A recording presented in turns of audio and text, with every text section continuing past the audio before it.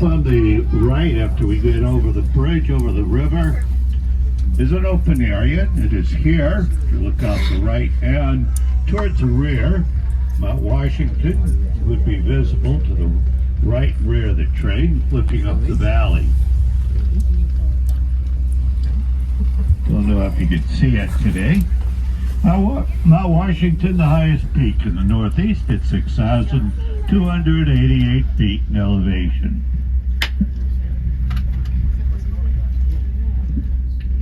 And it looks like it clouded in since I last saw it about 2 hours ago.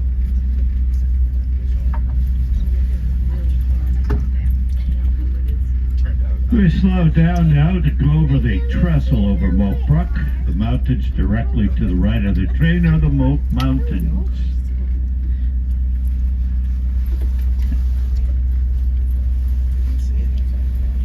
Once we get to the end of Moat Brook Trestle, to the left, across the field, you'll see Pine Hill. That's the low hill.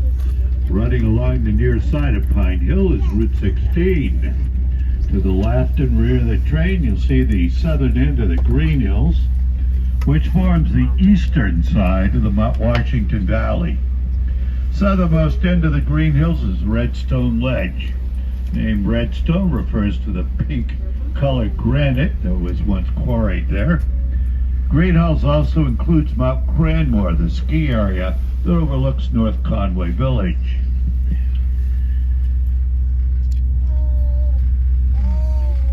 To the right, once we clear the last few trees, we come to an old pasture. On the other side of the pasture, you'll see West Side Road. West Side Road starts down near Route 16 in Conway, runs for 10 miles to Route 302 in Bartlett. Part of West Side Road is considered a New Hampshire scenic byway. We're currently passing through fields of a farmer, grows corn and hay here to the left side of the train.